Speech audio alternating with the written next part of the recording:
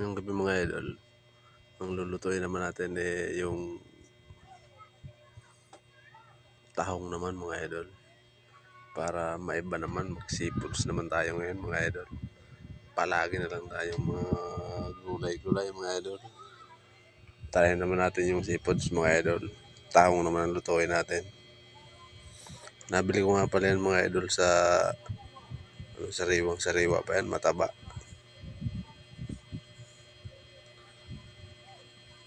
Yan naman ang ulam natin mga idol ngayong gabi. Gisahin lang natin yung mga rekado niya. Tsaka yung sili, sabay na natin sa gisayan mga idol para pumutok-mutok yan mga idol.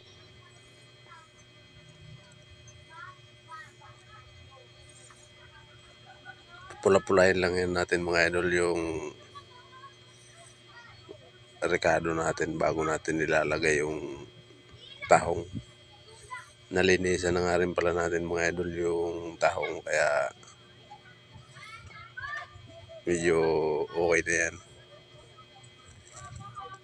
Ilalagay na lang natin yan.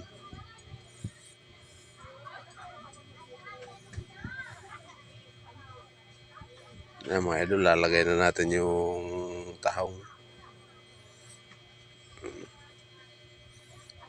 Sarap niyan mga idol.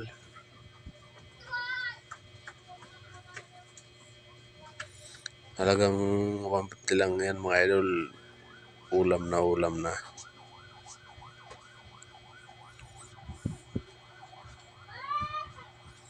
Kung nagustuhan nyo nga pala mga idol itong video na to, pa-like and share naman. Maraming salamat mga idol.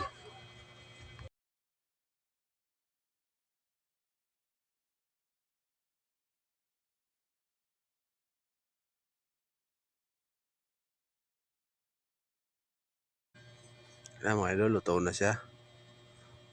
Nagbuka na siya mga idol, ayos na yan. Goods na yan mga idol.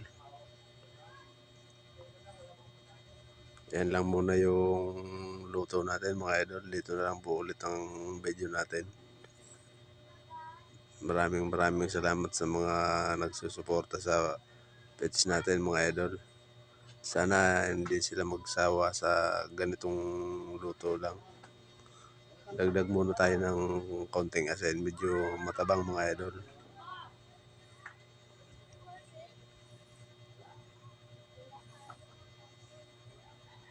Dito na lang po ulit ang video natin mga idol.